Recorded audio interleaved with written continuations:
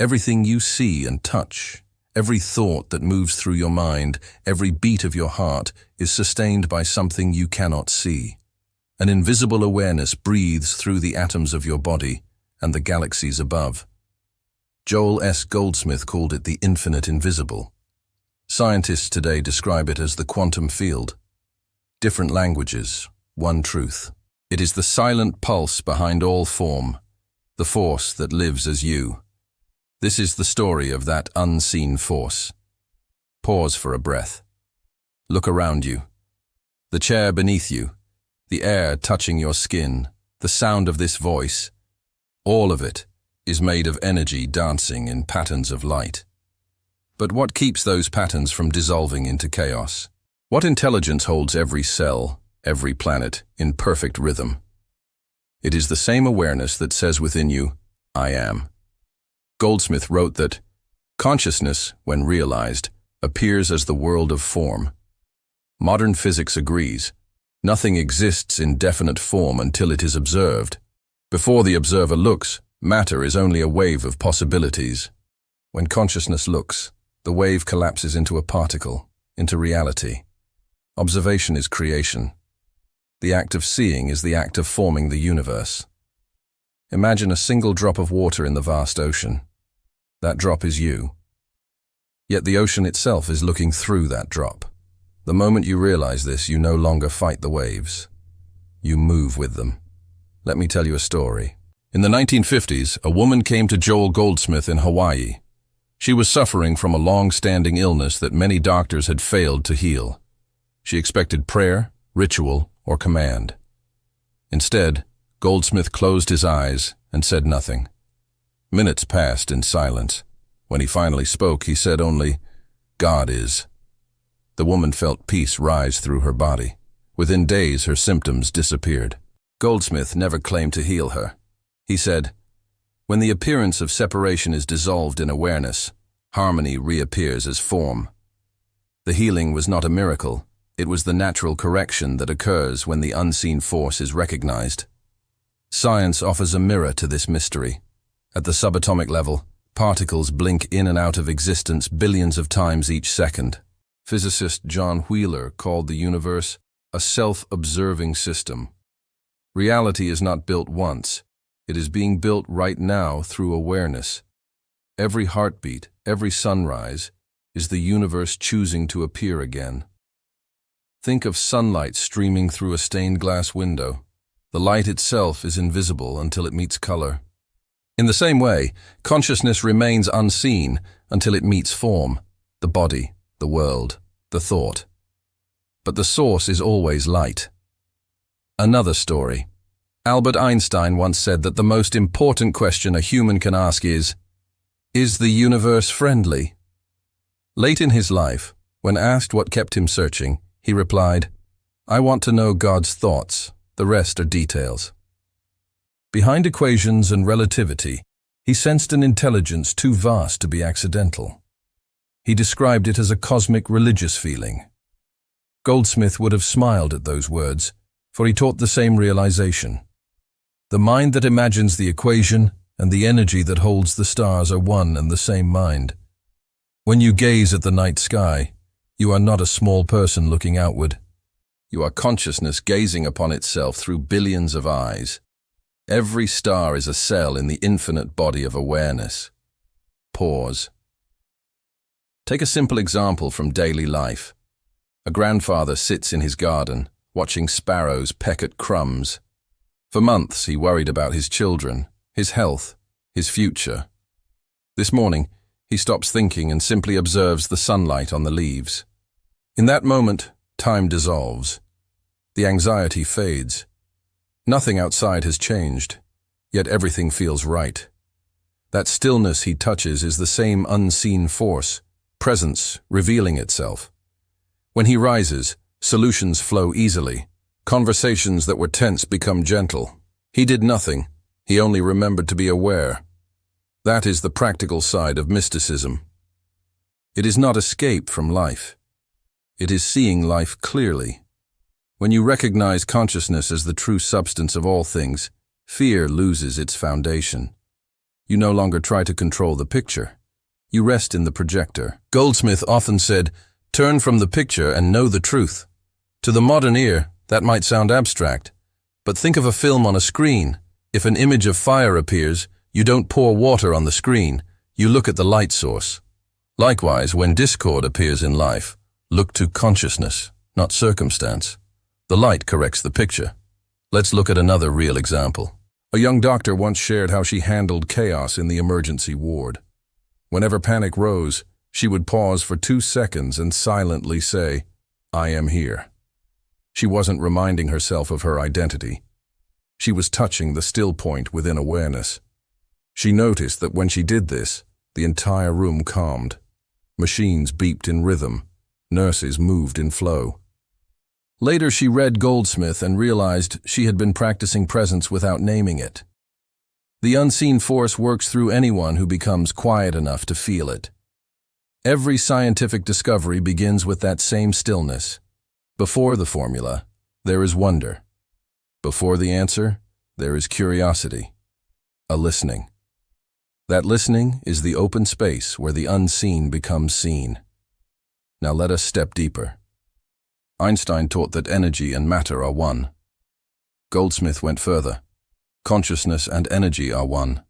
Matter is frozen light. Light is slowed consciousness. When consciousness vibrates at a denser frequency, it appears solid. When it vibrates freely, it appears as inspiration, music, love. Change the frequency, and the form must change. That is not magic, it is law. Look at your own body. Every cell is replaced within years, yet something keeps the pattern of you. That pattern is consciousness, the unseen blueprint. When the mind aligns with that blueprint through awareness, health reemerges naturally. Pause again. Breathe. Notice the still space behind the breath. That is where the unseen force lives. Goldsmith said, "Between two thoughts lies the secret of immortality." Science calls it the field of potential energy. Both point to the gap, the silence from which all arises. When you dwell there, you are in tune with the creative intelligence that moves worlds. Let's meet another witness of this truth. In a small town, a retired teacher named Samuel lost his home in a storm. He stood before the ruins and felt an unexpected peace. He said later, "I realized the house had never truly been mine. Something within me was untouched." Months later, help came from directions he could not have planned. Strangers, friends, grants. He rebuilt a smaller home surrounded by community. He would smile and say, "The unseen force rebuilt me first." Samuel's story reminds us that what looks like loss often clears space for awareness to move freely again. The unseen force is not sentimental. It is exact, intelligent, effortless. When we resist it, we suffer. When we yield, we flow. Think of music. A string only sings when it is neither too loose nor too tight. So it is with consciousness. When you relax into balance, the unseen plays its melody through you. Goldsmith spoke often of grace. He said grace is the law of consciousness revealing harmony without cause. In modern physics, every possibility exists at once, a state called superposition. When consciousness observes, one possibility manifests. Grace is that perfect selection made not by will, but by awareness itself.